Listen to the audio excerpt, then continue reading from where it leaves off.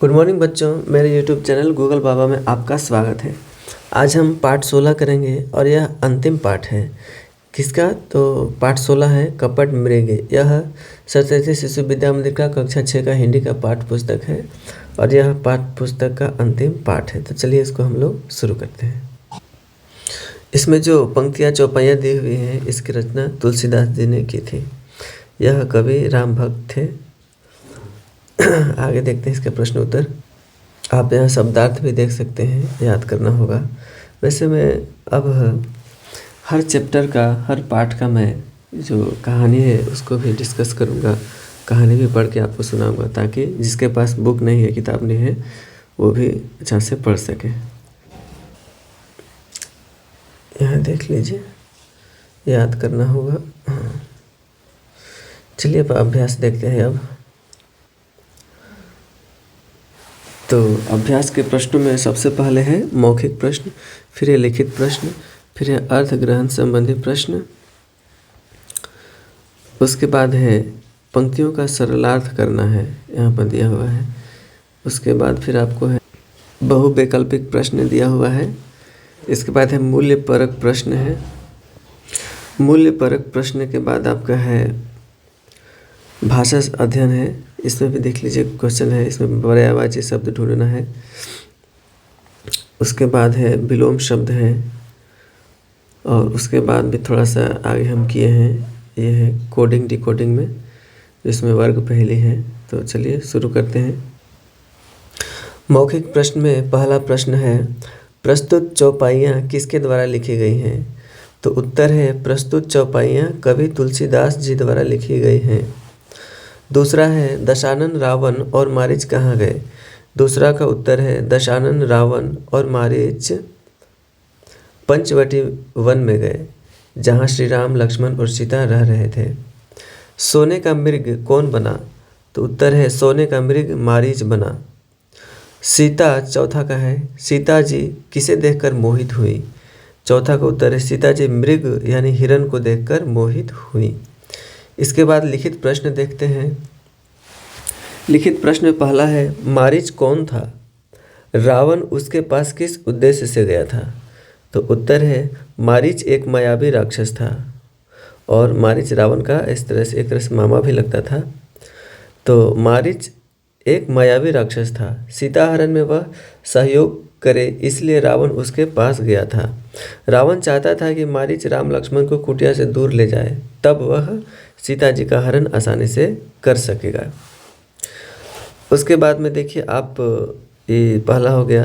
दूसरा देखिए कपट मृग से क्या आशय है?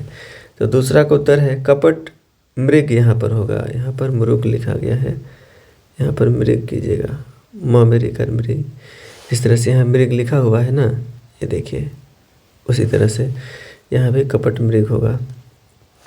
कपट मृग से आशय है धूर्त और मायावी हिरण। तीसरा है सीता जी ने सोने के हिरण को देखकर श्री राम से क्या प्रार्थना की? तीसरा का उत्तर है सोने के हिरण को देखकर सीता जी ने श्री राम से कहा, हे कृपालु रघुवीर, इस स्वर्ण हिरण को मारकर इसका सुंदर छल्ला दीजिए। उसके बाद चौथा प्रश्न देख लीजिए। उठे हर्षि सुर काजू संवारन में सुर काजू का क्या हो सकता है? इस जो वाक्य लिखा हुआ है, उठे हर्षि सुर काजू संवारन में सुर काजू क्या हो सकता है? तो चौथा का उत्तर देख लीजिए। राक्षस देवताओं को बहुत परेशान करते थे।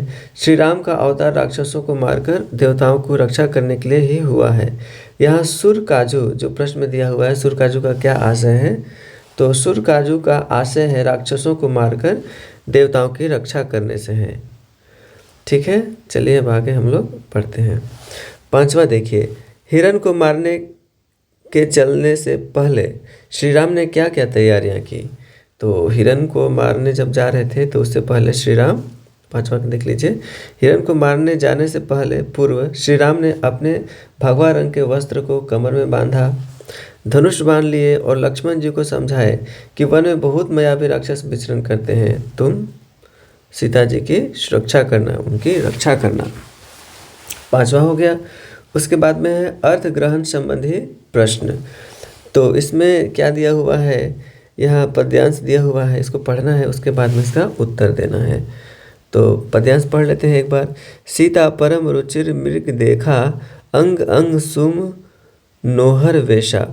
सुनहु देव रघुबर रघुवीर कृपाला, एहि मृग कर अति सुंदर छाला।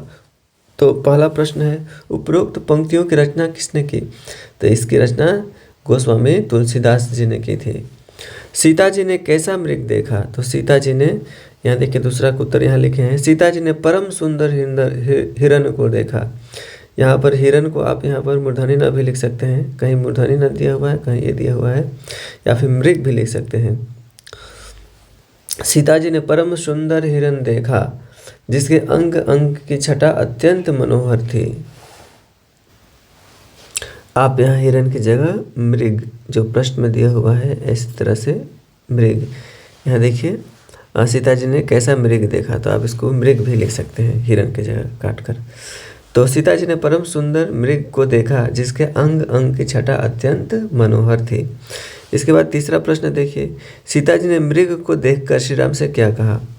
तो तीसरा का उत्तर है, सीता जी ने मृग को देखकर श्री राम से कहा, हे कृपालु रघुवीर, सुनिए इस मृग की छाल बहुत ही सुंदर है, इस स्वर्ण हिरण को मारकर इसका सुंदर छाल ला दीजिए। इसके बाद चौथा प्रश्न देखिए, देव का पर्यायवाची शब्द क्या है? तो देव का पर्यायवाची शब्द है आदित्य। उसके बाद में हम आगे देखते हैं, उसके बाद आगे है पंक्तियों का सरलार्थ करना है, यानी इसका भावार्थ लिखना है। सरलार्थ की जगह आप यहाँ पर भावार्थ भी लिख सकते हैं। तो जैसा प्रश्न है हम उसे उत्तर दिए हैं, जिससे कि यहाँ पर सरलार्थ लिखा हुआ है इसलिए। तो क पढ़ते हैं प्रश्न मैंने चौपाई। ते ही वन निकट दशानन गयहूँ, तब मारीच कपट मृग भयहूँ। अति विचित्र कछु वर्णि न जाई, कनक देह मणि रचित बनाई। इसका भावार्थ या सरलार्थ देखिए, जब रावण उस वन जिस वन में श्री रघुनाथ जी यानी श्री राम जी रहते थे के निकट पहुंचा, तब मारीच कपट मृग बन गया। वह अत्यंत ही विचित्र था, कुछ वर्णन नहीं किया जा सकता था। सोने का शरीर मणियों से जड़कर बनाया गया था। बाप रे, बहुत मायावी था। तो ख देखिए, मृग विलोकी कटि परिकर बांधा, करतल चाप रुचिर सर साधा। प्रभु लक्ष्मण कहा समुझाई, फिरत विपिन निशिचर बहु भाई। तो इसका भावार्थ या सरलार्थ है, हिरण को देखकर प्रभु श्री राम ने अपना कटि वस्त्र को कमर में बांधा, धनुष बाण लिए और लक्ष्मण जी को समझाए कि हे लक्ष्मण, वन में बहुत मायावी राक्षस विचरण करते हैं, तुम सीता जी की रखवाली करना। प्रभु को देखकर मृग भाग चला। श्री राम ने भी धनुष पर बाण चढ़ाकर उसके पीछे दौड़ चले। तो इसके बाद आगे देखते हैं। अब है बहुवैकल्पिक प्रश्न। नीचे लिखे प्रश्नों को उत्तर सही विकल्प चुनकर और सही का निशान लगाना है। तो दशानन, पहला है दशानन किसे कहा जाता है? तो दशानन रावण को कहा जाता है। ख यहाँ उत्तर हो जाएगा। कपट मृग का वध किसने किया? तो कपट मृग का वध श्री राम ने किया, तो यहाँ पर राम दिया हुआ है, क का मार लीजिए। उसके बाद है मूल्य परक प्रश्न। क्या छल व धोखे से किसी का विश्वास जीता जा सकता है? यदि नहीं तो क्यों? तो इसका उत्तर हम यहाँ पर लिखे हैं, यहाँ देखिए उत्तर है नहीं, छल और धोखे से किसी का भी विश्वास नहीं जीता जा सकता है, और जीता भी जा सकता है तो कुछ थोड़े समय के लिए, क्योंकि सच्चाई कभी भी छिपती नहीं है। एक बार विश्वास उठ जाने के बाद दोबारा विश्वास करना बहुत ही मुश्किल काम होता है। अब मूल्य परक प्रश्न के बाद है भाषा अध्ययन। नीचे लिखे गए शब्दों के दो दो पर्यायवाची शब्द लिखना है। तो मृग का पर्यायवाची शब्द होता है हिरण और चीतल। सिंह का पर्यायवाची शब्द है शेर और वनराज। श्री राम का पर्यायवाची शब्द है राघव, रघुनाथ, रघुवीर, श्री राम। और वैदेही का पर्यायवाची शब्द है सीता, जानकी, जनक नंदिनी। ये सब पर्यायवाची शब्द है। इसके बाद विलोम शब्द देखिए दिया हुआ है।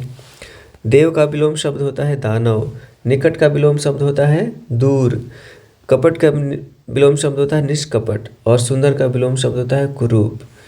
यहाँ अवधी भाषा में खड़ी बोली शब्दों के रूप में अंतर समझने का प्रयास कीजिए। इसमें कुछ करना नहीं है, केवल अंतर समझना है। जैसे सुनहु का सुनो, सुनिए, लक्ष्मण ही का लक्ष्मण, एही का ऐसी, कारण का कारण, बुद्धि का बुद्धि। इसके बाद पाठ से आगे भी हम इसको बनाए हैं, आप थोड़ा सा देख लीजिए। कोडिंग डिकोडिंग में यहाँ पर क्या है, वर्ग पहले दिया है, उसको हम हल किए थे। तो 10 सिर वाला है पहला में, तो यहाँ देखिए दशानन हो गया, फिर यहाँ सागर हो गया। दशानन कहीं कहीं आपको ऐसा भी लिखा मिलेगा और कभी कभी ऐसा दंत सा भी लिखा हुआ मिलेगा। उसके बाद में और देख लीजिए भरे हैं। इसी के साथ यह हिंदी किताब का जो चल रहा था यह पूरा आज ख़त्म होता है। पार्ट 16 यह अंतिम पार्ट है। इसके बाद फ्लाइंग सिख है, और भी इसमें हम कुछ पार्ट नहीं अभी इसमें डाले हैं, इसको भी हम डाल देंगे। और इसमें हम पाठ उत्तर यानी पाठ का जो इस तरह से, जैसे मिल्खा सिंह भारत के सबसे प्रसिद्ध और सम्मानित धावकों में से एक हैं, इसको हम डिटेल्स में मतलब पढ़ाकर नहीं बनाए हैं, तो ये सब भी हम पढ़ाकर इसमें डालते रहेंगे। आप बस इसको सब्सक्राइब और लाइक कीजिएगा, शेयर कीजिएगा, ताकि और मुझे मोटिवेट मिले। तो चलिए मिलते हैं नेक्स्ट वीडियो में, और नेक्स्ट चैप्टर, नेक्स्ट बुक जो आपका है सरस्वती शिशु विद्या मंदिर, उसका लेकर। तो चलिए चलते हैं।